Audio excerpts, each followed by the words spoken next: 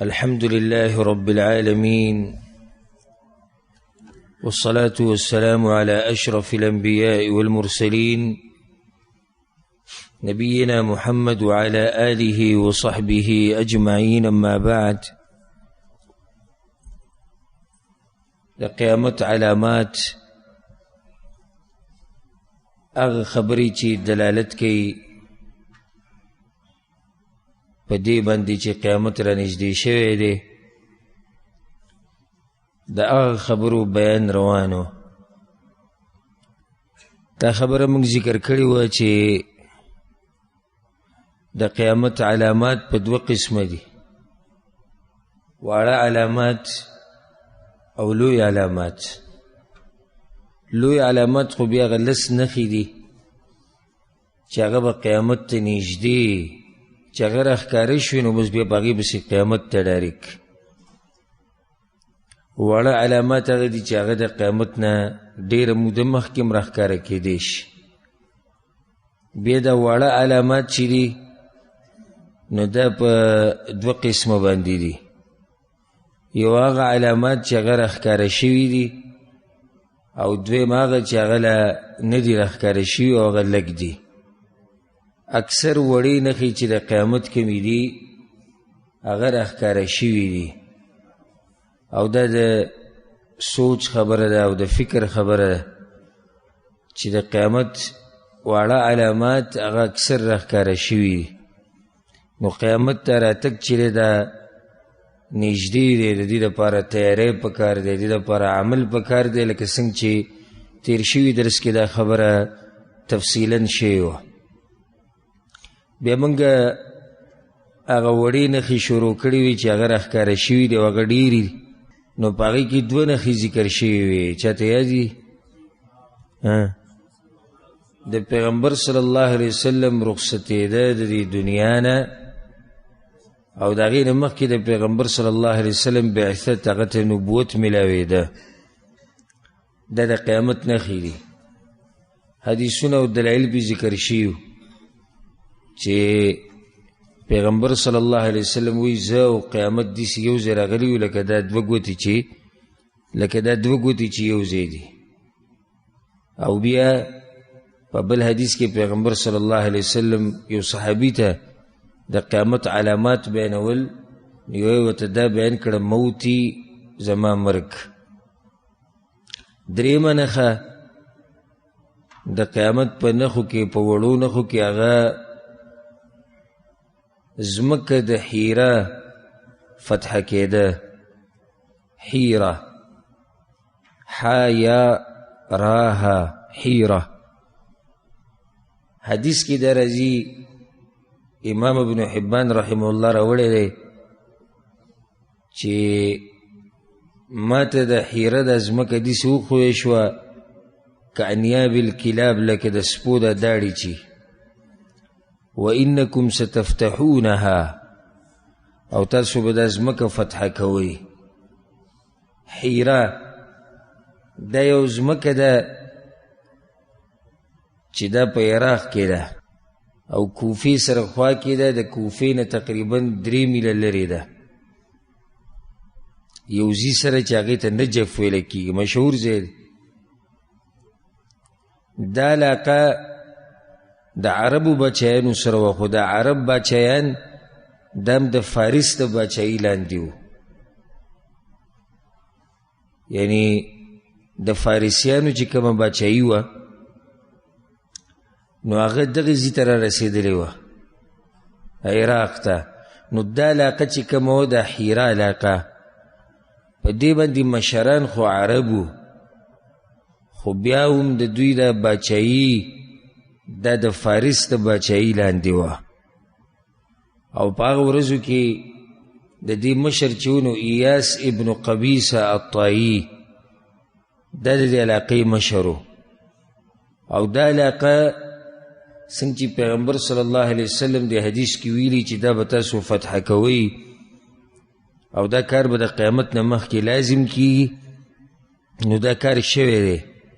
دا علاقه تقریبا په 12مه هجرۍ کې یا په 14مه هجرۍ کې مسلمانانو فتح کړې وه، د خالد ابن الولید رضی الله عنه په مشرتیا کې.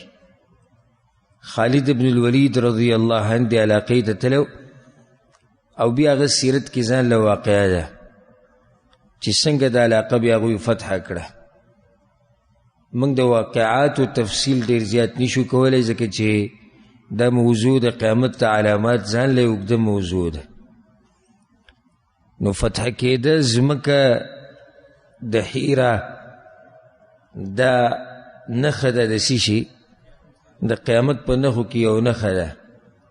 او حیره دا ځمکه دا په عراق کې ده او مسلمانانو فتح کړې وه د خالد ابن الولید رضی الله عنه په مشرتیا کې. دا څو نښې شوې؟ درې. څلورمه نښه د فلسطین د ځمکې فتح کول، فتح بیت المقدس، بیت المقدس فتح کول دم د قیامت په نښو کې یو نښه ده او دا نښه واقع شوې ده په 15 هجرۍ کې. په دې باندې یو دلیل د عوف بن مالک رضی الله عنه روایت ته ما په تیر شوي درس کې بیان کړو. وی چې اتیت النبي صلی الله علیه وسلم فی غزوة تبوک وهو فی قبة من ادم. د تبوک په غزا کې وی زه د پیغمبر صلی الله علیه وسلم خواله رالمه او هغه په یو خیمه کې ناست و چې هغه د سرمنې نه جوړه شوې وه. وی ما ته وی چې اعدد 6 بین یدی الساعه. وی ما ته وی چې 6 خبرې شماره عوفه د قیامت تر راتلو نه مخکې. وی یوې پکې ذکر کړه چې د بیت المقدس به فتح کېږي. دا په صحیح بخاري کې د روایت. او دویم روایت دی د معاذ بن جبل رضی الله عنه، امام احمد بن حنبل رحمه الله راوړی. پای کې پیغمبر صلی الله علیه وسلم وی 6 من اشراط الساعه، 6 خبرې د قیامت په علاماتو کې دي. وذکر منها، او پای کې یو ذکر کړه وفتح بیت المقدس، بیت المقدس ته فتح کول د مؤمنانو په لاس کې د دې د راتګ د قیامت په علاماتو کې یو علامه ده او چې دا علامه راښکاره شوې ده، دا علامه راښکاره شوې ده. زه د ذکر کوم چې کله خو اول په دې باندې دلایل واورئ. دریم دلیل به بل ذکر کو. د عبدالله بن حواله رضی الله عنه روایت ته وی وضع النبي صلی الله علیه وسلم یده علی رأسی او هامتی. پیغمبر صلی الله علیه وسلم د خپل لاس وی زما په دې سری کېښو یا زما په دې کوپړۍ کېښو او وی ما ته دا وی چې عبدالله اذا رأیت الخلافة قد نزلت الارض المقدسه، کله چې تا ولیدو چې د مسلمانانو خلافت په دې پاکه ځمکه باندې راغی، دین مراد فلسطین دی، بیت المقدس دی. فقد دنت الزلازل والبلايا والامور العظام، نو بیا را نږدې شوې غټې خبرې او زلزلې او فتنې. والساعة يومئذ اقرب الى الناس من يدي هذه من رأسك، او قیامت به خلکو ته دومره را نږدې شي لکه څومره چې زما دا لاس ستا دې سر ته نږدې دی او دا لاس یې په دې سر له پاسه پروت. دا واقعه پیغمبر صلی الله علیه وسلم چې څنګه ویلي دي همدغه شان شوې ده. بیت المقدس دا ځمکه او فلسطین دا مسلمانانو قبضه کړی او فتح کړی و په 15 هجرۍ کې د عمر بن الخطاب رضی الله عنه په خلافت کې. مختصر هغه واقعه دا چې کله ابو عبید بن الجراح رضی الله عنه د دمشق د علاقې نه فارغه شو او د فتح کړه، نو بیا یې دغه بیت المقدس د علاقې والا ته دوی ته خطونه ولیکل او دعوت یې وله ورکړو د اسلام چې یا به اسلام قبلوي او یا به جزیه ورکوئ، ټیکس به ورکوئ. او که دغه نه نو بیا جنگ ته ځان تیار ساتئ.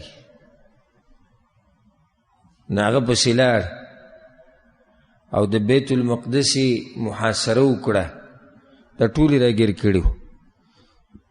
دومره یې راګیر کړو چې بیا هغوی د ده خبره ومنله او صلح ته تیار شو. په صلح کې دا شرط کېښودو چې امیر المؤمنین عمر بن الخطاب رضی الله عنه به پخپله راځي. نو ابو عبید رضی الله عنه عمر رضی الله عنه ته خط ولیکو چې دوی دا وایي. عمر بن الخطاب رضی الله عنه مشوره وکړه. نو عثمان بن عفان رضی الله عنه ته وویل ته مه ځه په دوی پسې چې دوی ښه ذلیله شي، او علي بن ابي طالب رضی الله عنه مشوره ورکړه چې ته پسې لاړ شي. نو هغه پسې لاړو او په مدینه باندې علي بن ابي طالب رضی الله عنه هغه مشر کو، هغه په مدینه کې پرېښو. کله چې د شام دی علاقې ته ورسېدو نو مشران چې کوم صحابه کرامو او د لښکر مشرانو هغه ورسره ټول میلو شو، لکه ابو عبیده، خالد بن الولید، یزید بن ابي سفیان. او د مخې ته دا خبر راله نو د ابو سفیان رضی الله عنه یو زوی دی یزید، او دا یزید زوی یو دی د معاویه. نو دا یزید په صحابه کرامو کې مشتي.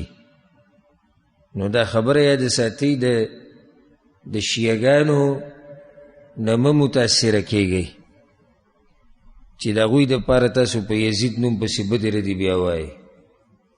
الحمدلله په یزید نوم کې څه بدۍ نشتي او نه نوم څه کولی شي. یزید رحمه الله کوم چې د معاویه رضی الله عنه زوی و او د ابو سفیان رضی الله عنه وسی و، که د هغه نه څه زیاتي شوي د هغه په خلافت کې، نو هغه زیاتي داسې زیاتي نه دي چې کفر ته پرې رسي. زیات نه زیات به موږ دا ووایو چې زیاتی تې شوی دی په بعضو ځایونو کې، نو خبره بیا مو واپس د الله ته. اوس موږ له څه کار دی چې په دې کې ګوتې ووو او لعن تعن پې کوو او لعنتونه وایو او پلانی داسې ظالم دی لکه یزید او سم د یزید زوی. دا پښتانه دا خبرې کوي، دا د شیعګانو نه متاثره خلک دا خبرې کوي. یزید رحمه الله هغه که څه زیاتي تې شوي دي معامله د الله سره ده، باقي د لعن تعن خو موږ ته اجازت نشته. او دا واضح خبره ده چې دا زیاتی خو د هغه نه دی شوی چې دا شیعګان وایي چې حسین رضی الله عنه ده شهید کړی. نه، حسین رضی الله عنه خو یې نه دی شهید کړی. ها باقي څه لږ ډېر زیاتي تې شوي دي او باچا او خلیفه او انسانو، نو څه داسې خو نه و چې د ګناهونو نه پاک و پیغمبر خو نه و بلکې صحابي هم نه و تابعي و. نو د هغې نه به لازم کمی زیاتی شوی، خو د هغه کمی زیاتي دا مطلب نه دی چې موږ په هغه باندې لعن تعن وایو او بیا یزید نوم سره به دشمني کوو. نه، د یزید نوم خو دا خو صحابه کرامو کې هم تېر شوی دی. نو یزید نوم له څه چل دی کې هېڅ عیب نشته. لکه دا خلک چې زموږ د پښتانه د یزید نوم یو قسمه کنځله ګڼي چې کله چا ته خبره کوي که نه او په چا پسې څه وایي، وایي سم یزیدو. او یا دویم چې دا خلک یې کنځله تې جوړه کړې د وابي، سم وابي وایي او د ځان نه دې وابي جوړ کړی دی. وایي زه اوس دې پرله چې پاکستان ته تللی یو ملګري راته خبره کوله، وایي ما کلي کې امامتي وکړه.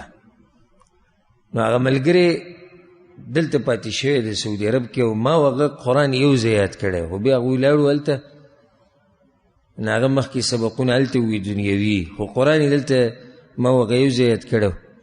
او د دې ملک برکت دی دلته چې قرآن یاد کړي یا دلته چې مونځ اودس کوي، نو د هغه پېژندی کېږي د لرې نه. دا دومره برکتي ملک دی. نو امام نو وایي زه یې مخکې کړم مانځه ته، وایي ما مونځ ښه په ارام وکړو، سجده رکوع خار څه مې برابر کول. وایي بیا چې مې سلام وګرځو یا مشرانو راته وایي ته څه د وابیانو پېښې دې شروع کړې. وایي دا مونځ یې دومره اوږد کړو، دومره پکې خوږ شوې، وابیانو ته خو په منځونو پیسې میلاویږي ځکه د هغوی منځونه اوږده دي. تادي کوه تادي د نن نه بعد دا چل چېرته ونه کړي بیا وایي. نو ما هغه ته ویل د خوشحالۍ خبره ده یوه. وایي څنګه؟ ما د اوږده منځونه کول دا زموږ یو نښه جوړه شوې ده. ښایسته مونځ کول دا زموږ یو علامت دی چې ښایسته مونځ یې کوو او سجده برابر وه، رکوع برابر وه، تلاوت یې مزیدار و، نو پوه شي چې یو وابي چې ته مخکې شوی دی. دا مونځونه په ارام کول دا زموږ یو علامت جوړ شوی او دا ټونګې مونګې د دغه یارانو علامت دی چې کله دې څوک دې ولید وایي چې مخامخ مخکې شوی او رکوع ته یې نه پرېښودی او سجدې ته یې نه پرېښودی، نو پوه شي چې دغه 240 والا کې یا 220 والا کې یو مخکې شوی دی. 28 سپیډي چې د هغه مخکې شوی دی. بیا خبره مې دې پورې راواغسته چې زموږ په ملک کې دا وابي ټکی یو دغه ته جوړ شوی دی او د دې اوس خلک خبرې شو چې دا وابیان خلک چا ته وایي ولې ورته وایي ځکه چې نن سبا د انټرنیټ او دا خبرې عامې شوې. یعنې کله چې دا انټرنیټ او دا خبرې عامې نه وي د خلکو ته دا ښکارېده چې دا وابي به چې د څه بلایي د ده به ښکري د ده به لکۍ او دا به غټ کافراني او دا به مرتدي د دین او دا به دی دا به دی.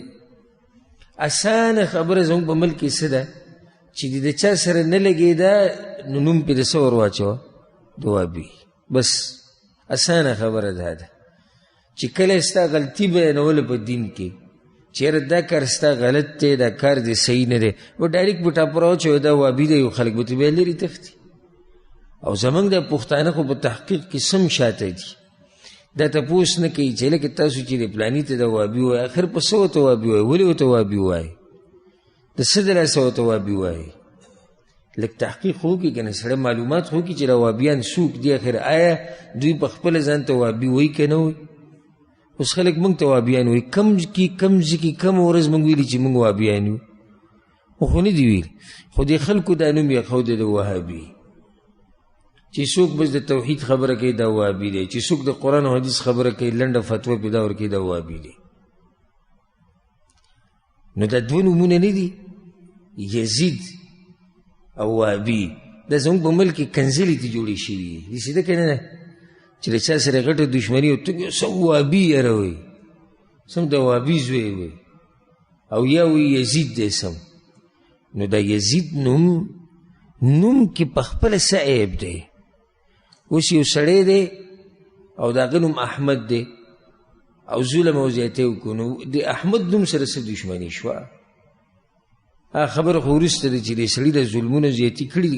تاریخ کې دومره دروغ پراته دي دومره دروغ. ګوره 3-4 خبرې چې په تاریخ کې راشي که نه نو په دې کې د رښتیاو نه زیات دروغ دي. یو د کربلا واقعه چې بیانې که نه نو په دې کې د نیمې نه زیات دروغ جوړوي ځکه خو به دا خلک جړی که نه نو دا شیعګان به لګي غریبي راکاږي. نو شیعګان خو پرې د هغوی خو دا مذهب دی دا وال ټکول او دا خو په الله د طرف نه یو سزا ده چې هغوی صحابه کرامو پسې بدې ردې وي د پیغمبر صلی الله علیه وسلم په بیبیانو پسې بدې ردې وي الله په دې عذاب کې مبتلا کړي دي چې ځان په خپله وایي موږ ته دمه یو.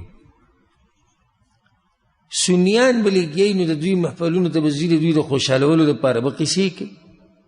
د حسین رضا سرې په غشي کې ننویستی و د اوبو په یو ګوټ پسې مړ کو د هغه د ښځو سره بیا والعیاذ بالله زناګانې وکړې ښځې وله ټولې بې عزته کړې او هغه یې دا وکړه او داسې وکړو. ما تاسو ته وایي چې نیمې نه زیات دروغ دي. نه هغه عوام ورسره په ژړا شي دې قسمه خبرو سره خو عوام هغه زړه نرم شي او ورسره په ژړا شي. بلکې باقاعده د شیعګانو ته چې کومه خطبه راځي دوی سره یو شان تقریر پروتي او په یو شان ذکر ورته لیکلي چې جاړی بدلته. نو بیا چا ته ویډیو جوړه کړې ده الله دې جزا ورکړي. د یو 15 شیعګانو مولیانو بیانونه یې لګولي د کربلا په ورځ یو ځای کړي دي او هغه ټول په یو ځای کې جاړي وی حسین رضی الله عنه را سملو او په سینه ورته کېناستو او ږیره یې ترې وویسته او د دې سره په ژړا شي. دا 20 مولیان په دې ځای کې جاړي ها نه به د دې نه مخکې جاړي نه به ترې وروسته جاړې. بعض مولیان پکې دي شي چې تجربه یې لږه نه وه نو هغه لږ وختي په ژړا شو، هغه نوي دې میدان ته راوتي. یو پکې ور ودانګل پنکې ته، ویډیو به تاسو کتلي، مخامخ ورته داسې پنکه وه نږدې، یو چې داسې ته راورسېد چې پنکې ته یې ټوپ کړو، په پنکه پورې نښتی او خلک په هغه پورې نښتي وو چې اوس راکوشه کته. یو پکې هغه پټکې غوزار کړي او پاڼې غوزار کړي او د خلکو دې منځ ته ور ودان کړي او خلکو نیولی. په هغه یو باندې خو سم کار وشي، هغه چې کله دې ته راورسي او اراده کړي چې زه به څه چل کومه ګړج وه پنکه پې له پاسه راولېږي، الله یې دغه جړا نه مخکې په رښتیا په جړا کړي. نو که دوی دا دروغ وایي، زه د هغوی خو مذهب دی دا دروغ ویل، نو سنیان بعض د دوی په دې دروغو کې اخته شوي دي او د هغې نه متاثره شوي دي. ما تاسو ته دا وایي چې سیرت کې یو څو ځایونه دي چې هلته دروغ ډېر ویلی کېږي. یو د کربلا واقع چې کله بیانېږي، او دویم چې کله د یزید رحم الله سیرت بیانېږي، په دې کې هم ډېرو خلکو زیاتی کړی دی. د هغه که د هغه یوه غلطي کړې ده، یوه یې وله په زر شمار کړې ده او داسې پسې بیا ځه. او دقه شان چې کله د حسین رضی الله عنه د سیرت تذکره کېږي او د هغه د اختلاف د یزید سره، نو په دې کې هم دروغ ډېر ویلی کېږي. نو احتیاط کوئ، کوشش کوئ چې هغه څه ونه وایئ چې بیا د قیامت په ورځ د نه الله تپوس کوي، د هغې په باره کې او تا سره جواب نه وي. ان السمع والبصر والفؤاد كل اولئک کان عنه مسؤوله. د دې سترګو په باره کې، د دې غوږونو په باره کې، د زړه په باره کې، د دې هر څه به تپوس کېږي، د دې ژبې په باره کې. نو په دې هغه څه ونه وایي چې بیا د سره جواب نه وي د قیامت په ورځ. نو عمر بن خطاب رضی الله عنه چې کله شام ته ورسېدو، دا مشران ورسره ټول میلاو شو. نو عمر بن خطاب رضی الله عنه ابو عبیده دوی پیاده روان وو، د سورلو نه راکوز شو. نو ابو عبیده رضی الله عنه را روانو چې د عمر بن خطاب رضی الله عنه د لاسونه ښکل کړي، لکه چې امیر المؤمنین د اوچت صحابي دی. نو هغه ورته وویل ته به په یو شرط زما لاسونه ښکلې، او ته یې څه وایي؟ زه به ستا د خپې ښکلوم. داسې هغوی په یو بل باندې مین وو، داسې د هغوی ناشنا ورورولي وه. وایي ته مجاهد یې، ته اوچت صحابي عمر بن خطاب ورته وایي ته به زما لاسونه ښکل کړې خو زه به ستا خپې ښکلوم. هغوی نه دې ته خو دې نه پرېږدم، بیا دې زه نه پرېږدم. دومره اوچت انسانانو یو بل ته یې دا زړونه یې داسې پاک وو. او بل د عجزي چې زه د عمر بن خطاب امیر المؤمنین لاس ښکلوم، هغه وایي نه به ښکلی لاسونه، یعنې ځان عجزه کول، په ځان کې تکبر نه پیدا کول. بیا صلح وشوه د بیت المقدس کې چې کوم نصارا اوسېدو، د هغوی سره صلح وشوه په دې شرط چې تاسو به د روم طرف ته او دغه علاقې ته ځئ. بیا عمر بن خطاب رضی الله عنه جومات ته ورننوتو، مسجد اقصی ته، او په هغه دروازه باندې ننوتو، په کومه دروازه باندې چې پیغمبر صلی الله علیه وسلم د اسراء او د معراج په شپه ننوتی، او بیا هلته یې لمونځ وکړو په هغه محراب کې چې هغه د داود علیه السلام محراب و، او د سحر امامتي ورکړه خلکو ته په منځه کې. او سورت صاد په یو آیت کې، په یو رکعت کې سورت صاد وي، او په دویم رکعت کې سورت بني اسرائیل وي. نو دا څویمه نښه ده؟ څلورمه نښه. څلورمه نښه دا شوه د فلسطین ځمکه فتح کول، او دا نښه واقع شوې ده. او موږ اوس الله ته دعا کوو چې الله سبحانه وتعالی د فلسطین د ځمکه بیا د مسلمانانو لاسته راولي، او الله سبحانه وتعالی د یهود تباه و برباد کړي، او الله دې ذلیله کړي، او الله دې دغه پاکې ځمکې نه د یهود ختم کړي، او مسلمانانو باچایانو ته او مشرانو ته دې الله طاقت ورکړي چې دا ځمکه ازاده کړي د یهودو نه. او الله سبحانه وتعالی دې موږ له توفیق راکړي، او موږ له دې الله موقع راکړي چې په دغه پاکه ځمکه باندې لمونځ وکړو. پنځمه علامه او شپږمه، پنځمه نښه او شپږمه نښه روم فتح کول او فارس فتح کول، د روم ځمکه او د فارس ځمکه.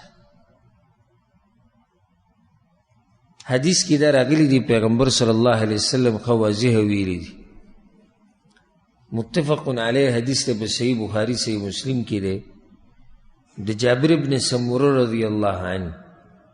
پیغمبر صلی الله علیه وسلم اذا هلك کسرا فلا کسرا بعده، کسرا چې کله مړ شو نو بیا د ده نه بعد بل کسرا نشته. و اذا هلك قیصر فلا قیصر بعده، او چې قیصر بادشاه کله مړ شو نو بیا به بل نه. والذي نفسي بيده، په هغه رب مې د قسمې د چا په لاس کې چې زما ساده، لتنفقن كنوزهما في سبيل الله تبارک وتعالى، د دې دوو ملکونو چې کومې خزانې دي دا به د الله په لار کې خرچ کېږي. او کسرا هر هغه چا ته ویلی کېږي چې په کوم ځای باچایي کړي، په فارس باندې. او قیصر هر هغه چا ته ویلی کېږي چې هغه باچایي په چا کړي، په روم باندې. او روم ملک شو، او دغه شان په هغه وخت کې د شام د علاقه چې و په دې باندې د رومیانو قبضه وه، او بعض د جزیرة العرب د شمالي علاقې په دې باندې د روم قبضه وه. او فارس والو سره لکه ایران شو، د خوشه د ملکونه، او عراق دم د هغوی په قبضه کې و. نو پیغمبر صلی الله علیه وسلم د حدیث کې دا زیری ورکو چې دا دواړه چې کله ختم شو بس بیا ختم شو، دې نه بعد به دوی باچایي نه وي. یو حدیث کې دا راځي، امام احمد بن حنبل رحمه الله راوړی، د عوف بن مالک رضی حدیث دی، پیغمبر صلی الله علیه وسلم وی فإن الله فاتح علیکم ارض فارس والروم، الله به تاسو ته فتح درکوي او تاسو ته به کامیابي درکوي، او د ځمکه د فارس او د روم دا به ستاسو لاسونو له راځي. وتصب علیکم الدنیا صبا، او د دنیا به الله په تاسو باندې سمه داسې راواړي، دا هر څه به تاسو له درکړي. یو حدیث کې دا راځي چې واعطیت الکنزین الاحمر والابیض، او الله مال هغه دوه خزانې را کړي دي، سره خزانه او سپینه خزانه. سره خزانه د دې نه مراد د شام ځمکه ده، او د روم د علاقه، د روم نه به تاسو باچایي اخلي، ځکه چې دغه ځای کې یو خو سره زر به ډېرو، او دویم د هغه علاقې د خلک سره سره دي. او سپینه خزانه د دې نه مراد د فارس ځمکه ده، ځکه چې هلته سپین زر به ډېر کېدو، او دویم دا چې د فارس د ایران او د خوشه د ملکونو د علاقې د خلک چې د سپین دي، د سپین دي. او د شام او د روم د نن سبا د انګریزان دا خلک چې دي نو د سره سپین دي، او د ایران طرف ته چې کوم ملکونه دي د دوی د خلک سپین دي، سوروالی پکې ډېر نه وي. نو دا دواړه فتح الله مسلمانانو ته ورکړي دي، او څنګه چې پیغمبر صلی الله علیه وسلم ویلو همدغه شان شوي دي. د هر چې روم د ځمکه ده او د روم د باچایي ده، نو دا په دوو موقعو کې فتح شوې ده، او په دواړه موقعو کې خالد ابن الولید رضی الله عنه مشر، د یو ناشنا صحابي تیر شوی ده، خالد ابن الولید رضی الله عنه.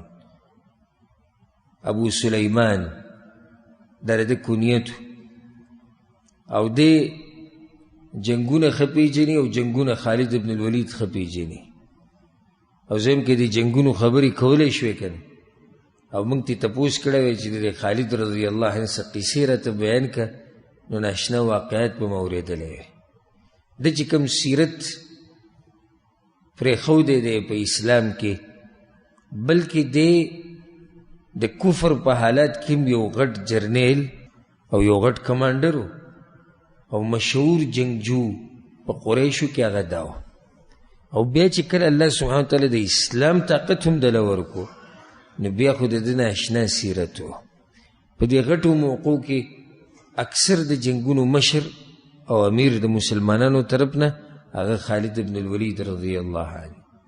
خالد ابن الولید رضی الله عنه تقریبا 100 جنگونه کړي د الله لپاره، 100 جنگونه، 100 چې سپیري د الله په لار کې جهاد له وتلی. او چې دا خبره به کوله په جړا به شو، وایي ما دا تقریبا 100 جنگونه دې دپاره کړي چې شهید شم، خو نن مرم په طلایي کې داسې لکه بوډۍ ښځه چې مري، چې الله سبحانه وتعالی څنګه مرګ لیکلی هغه شان انسان ته رارسي.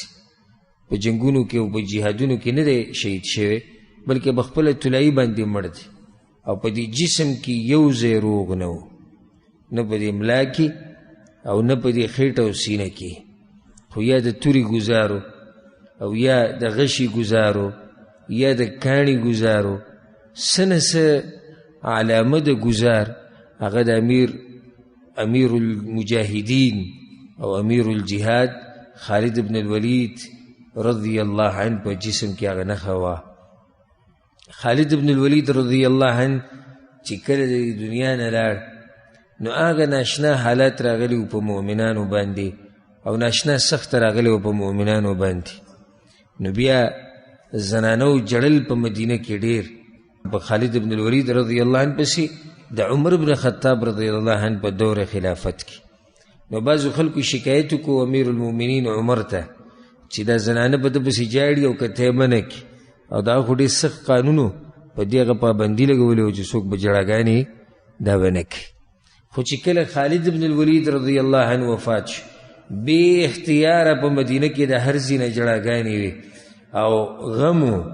نو چې کله خلکو شکایت وکړو امیر المؤمنین عمر ته چې ته د خلک منع که او د زنانه، نو هغه یو تاریخي جمله هغه ویلې وه، وی دعهن يبكين على أبي سليمان فعلى مثل أبي سليمان تبكي البواكي. پریدی چې وجاړي په ابو سلیمان پسې، او چې په ابو سلیمان پسې نه جاړي نو په چا پسې به جاړي. دا یو دومره غټ صحابي او دومره غټ شخصیت د دنیا نه لاړ، نو لازم به مسلمانان په ده پسې خپوي. نو د روم دا علاقه دا فتح شوې ده په دوو موقعو کې. اولنۍ موقع کم جنگ چې پیښ شوی و هغه د ابوبکر صدیق رضی الله عنه په خلافت کې 14 هجري وه او هغې ته جنگ ویل کېږي موقعت اجنادین.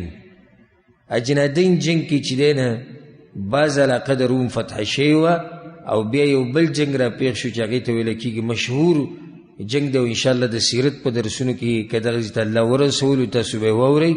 هغې ته ویل کېږي معرکة الیرموک. معرکة الیرموک د یرموک دا جنگ مشهور جنگ و د عمر بن خطاب رضی الله عنه په دور خلافت کې او 15 هجري وه، او په دې کې الله سبحانه وتعالی د روم ځمکه د مسلمانانو له ورکړې وه او د روم باچایي ختمه شوې وه. هر چې د فارس د ځمکه ده او د فارس د ملک باچایي نو دا په دوو موقعو سره میلاو شوې ده، او د عمر بن خطاب رضی الله عنه په دور خلافت کې. د عمر بن خطاب رضی الله عنه په دور خلافت کې چې د مسلمانانو د بچایي څومره مخکې تلې ده نو تاسو به ورته حیران شي. بلکې بعضو غیر مسلمو کتابونه لیکلي دي د تاریخ په باب کې، نو دا خبره پکې لیکلې ده، وایي په دې خبره شکر دی چې د دې سړي د عمر د ډېر زیات اوږد نه و، او که ډېر اوږد و نو ده په دې ټولو دنیا باندې باچایي کوله. داسې یو ناشنا انسان و امیر المؤمنین ابو حفص عمر بن الخطاب رضی الله عنه. الله دې ټولو سره زموږ د ملاقاتونه په جنت الفردوس کې وکړي. په دوو موقعو باندې دا فتح شوی و د فارس د ځمکه.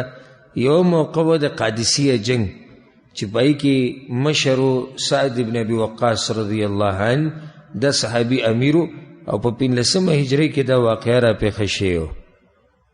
دویمه واقعه جنگ د نهاوند، او په دې کې مشر صحابي امیرو النعمان بن مقرن رضی الله عنه، او دا په 21 هجري کې دا واقعه را پیښه شوې وه. نو د پیغمبر صلی الله علیه وسلم هغه پیشن گویي څنګه چې هغه کړې وه هماغه شان شوه. څنګه پیشن گویي چې پیغمبر صلی الله علیه وسلم کړې وه چې د کسرا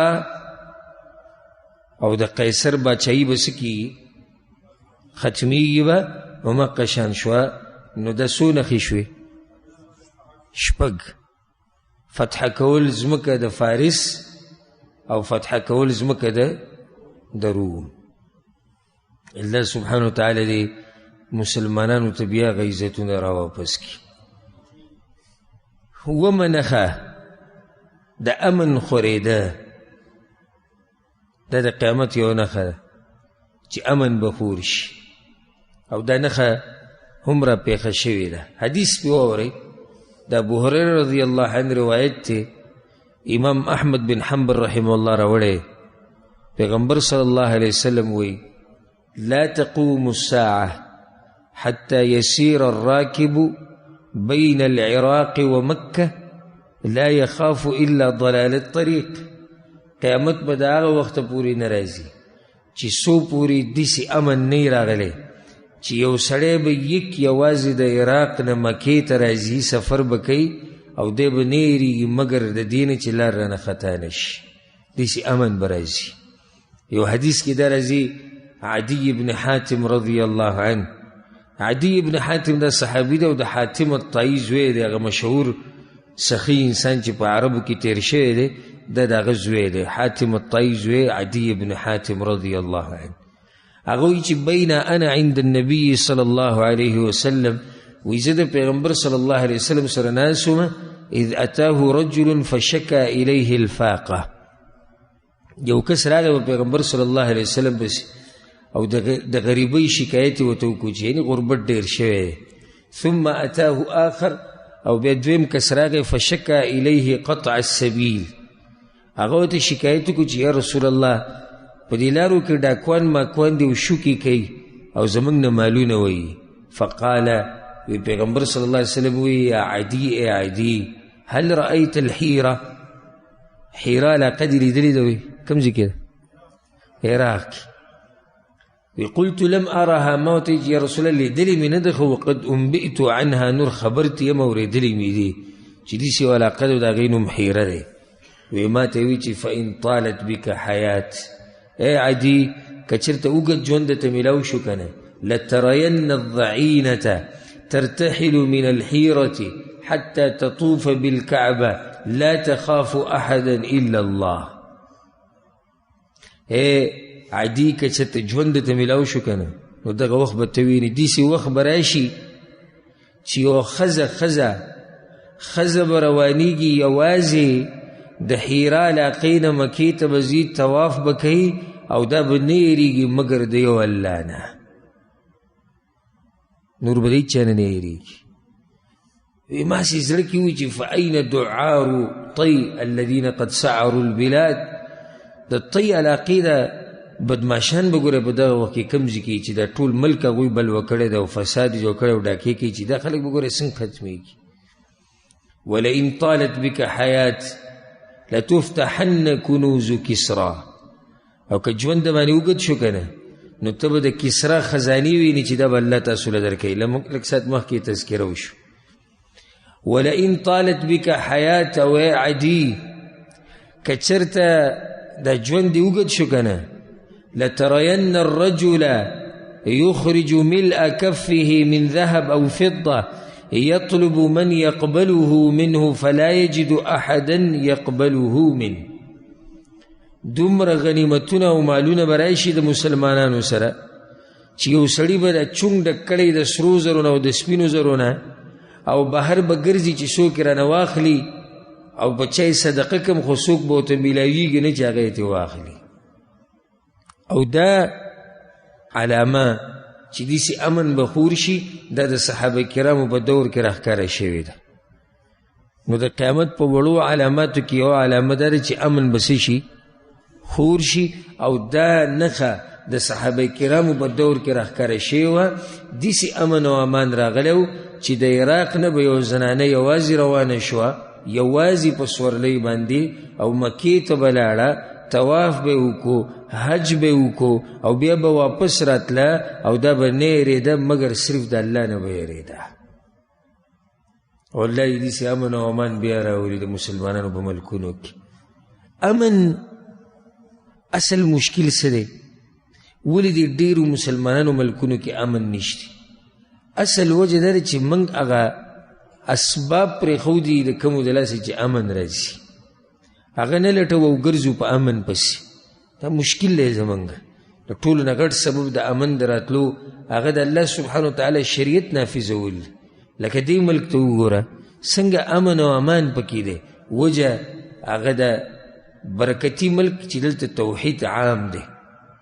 نو چې یو سړی د شریعت نه لري او په ملک کې توحید نه او په هر ځای کې درګاهونه او دربارونه او په هر ځای کې پیر پرستی او قبر پرستی او په هر ځای کې د صوفیانو د مذهبونه او په هر ځای کې بریلیان او شیعهګان او هر یو ته ازادي، نو څنګه به امن راشي په هغه علاقه کې؟ د امن د راتلو لار الذین آمنوا ولم یلبسوا ایمانهم بظلم اولئک لهم الامن وهم مهتدون. چې کوم خلق توحید ومني آمنوا ولم یلبسوا ایمانهم بظلم او بیا د توحید ګډوډ نه کړي د شرک سره، اولئک لهم الامن، الله به دې خلکو له امن ورکوي. اوس زموږ د ملک غټه مسله هغه بدامني ده. نو ته بیا دې ته وګوره زموږ په ملکونو کې د دربارونو ته او د درګاهونو ته او د قبر پرستۍ ته او پیر پرستۍ ته چې د اسمان سره خبرې کوي او که نه کوي، دومره ډېره ده. نو څنګه به امن راشي؟ الله سبحانه وتعالی دې زموږ د دې ملکونو نه دا پیر پرستی او دا قبر پرستی او دا شرک او د شرک دا ډېرې ته الله ختمې کړي، او الله سبحانه وتعالی د مسلمانانو په ملکونو کې امن او امان راولي. خصوصا الله سبحانه وتعالی سعودي عرب کې د امن او امان قائم او دائم لري، او الله سبحانه وتعالی زموږ ملک پاکستان کې او دغه شان په افغانستان کې د الله امن او امان راولي. هلته چې کومه بدامني د الله سبحانه وتعالی د هغه ختمه کړي، او هلته چې کوم غریبي او فقر دی او مسلې دي او مشاکل دي، الله سبحانه وتعالی د هغه ټول په خیر خیریت سره ختمې کړي. څو نښې شوې؟ اتمه نښه د قیامت په نښو کې چې هغه وړه نښه ده او واقع شوې ده، هغه راتګ د طاعون بیماري چې هغې ته طاعون عمواس ویلی کېږي. طاعون عمواس، طاعون ګوره داسې بیمارۍ ته وایي که نه، عامه بیماري چې د خلک د هغې دله سمري، لکه یو قسمه داسې بیماري راشي چې بچه ولګي سړی څه شي هغه مړ شي، او د یو نه بل ته لګي د بل نه بل ته، دې ته په عربي کې طاعون وایي.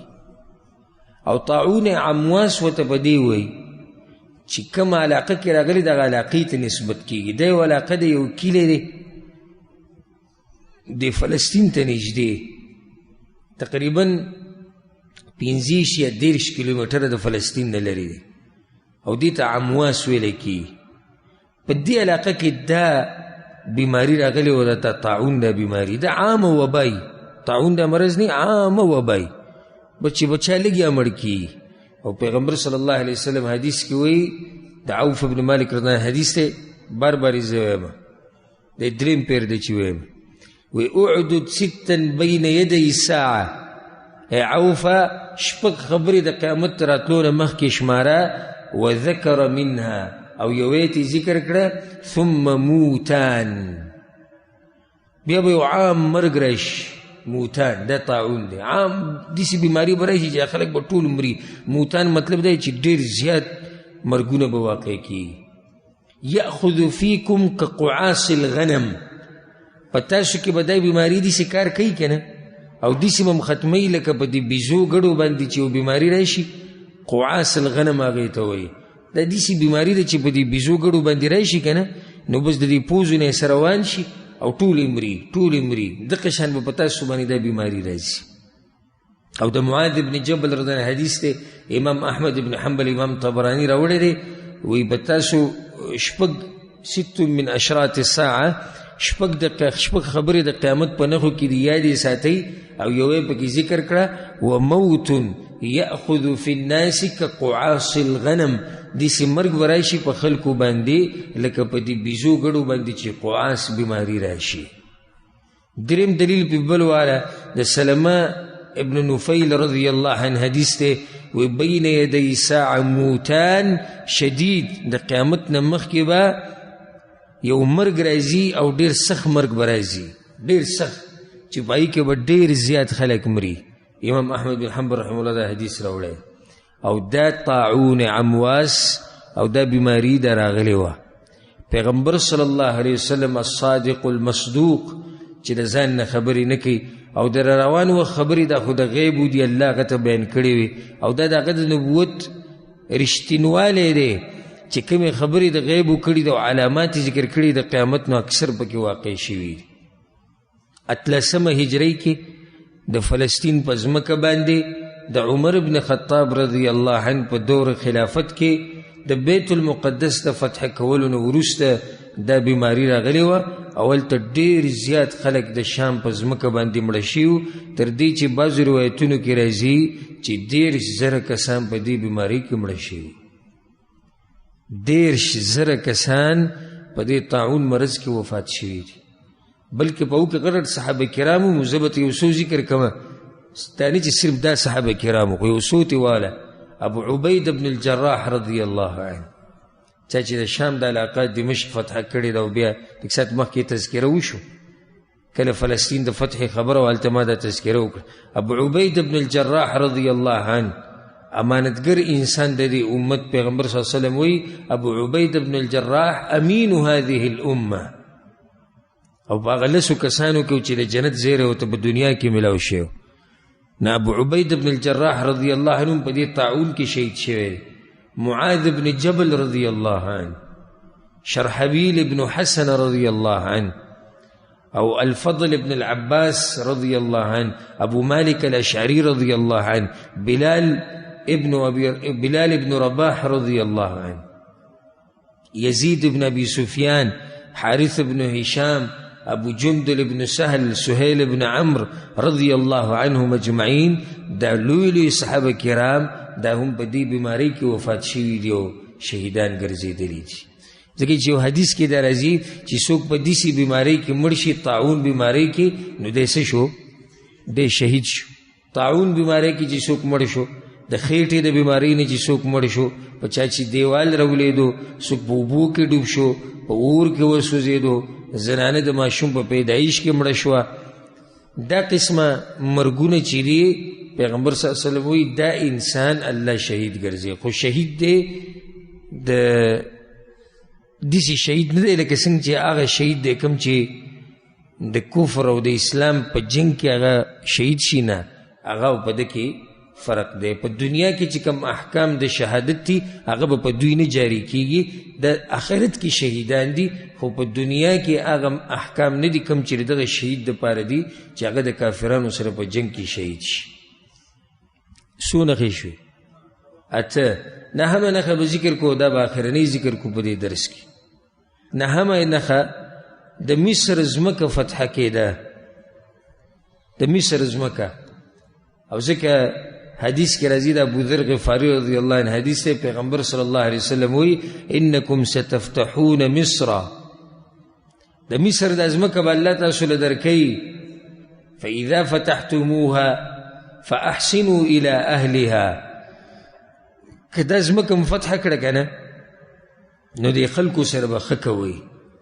فان لهم ذمه ورحمه، یا ذمه وصهره، د دوی ګورئ زموږ سره خپلولي ده، ګورئ د دوی سره به ګزاره کوئ. خپلولي څنګه ده؟ ماریا قبطیه، دا د پیغمبر صلی الله علیه وسلم وینځه ده، او د دې نه څوک پیدا شوی دی؟ د دې نه د پیغمبر صلی الله علیه وسلم زوی ابراهیم پیدا شوی دی. او دغه شان د ابراهیم علیه السلام بیبي هاجره، د اسماعیل علیه السلام مور، دام قبطی او دام د مصر وه. نو هغه طرف نه هم رشته ثابتېږي د پیغمبر صلی الله علیه وسلم. او دلته دا رشته به کوم ده؟ نو پیغمبر صلی الله علیه وسلم لکه بل حدیث کې راځي، امام طبراني رحمه الله راوړی دی، پای کې د کعب رضی الله عنه حدیث دی، وی اذا فتحتم مصر فاستوصوا بالقبط خیرا، که تاسو چې ته د مصر د ځمکه فتح کړه که نه، نو د قبطیانو سره به ډېره ښه معامله کوئ، قبطیانو سره به ښه کوئ، دوی به ګورئ ستاسو سره یکونون لکم اعوانا فی سبیل الله، همدغه خلک به تاسو سره مرسته کوي د الله په لار کې. او څنګه چې پیغمبر صلی الله علیه وسلم ویلي همدغه شان شوي.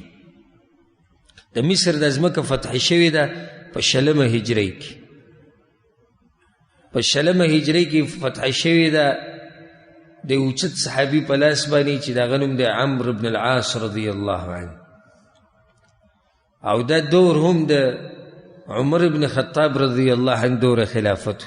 سبحان الله، دا ځمکې چې فتح شوي دي اکثر د چا په دور خلافت کې؟ عمر بن الخطاب رضی الله عنه. څه ناشنا انسان تیر شوی دی. او زه کله کله سوچ کوم زه هم د ځمکې په دې خېټه کې ډېر اوچت انسانان پراته دي والله دغه اوچتو خلکو سره زموږ ملاقات په جنت الفردوس کې وکړي دا سویمه نښه شوه نهمه تاریخ صاحب دا ټول به ته ماته ووایې د اول نه زړې دې لیکلې وي بعثة النبي صلی الله علیه وسلم د پیغمبر صلی الله علیه وسلم راتګ دا د قیامت نښه ده د رسول صلی الله علیه وسلم وفات روم او فارس فتح کېده څلور نښې شوې حیره پنځه شوې فتح مصر شپږ شو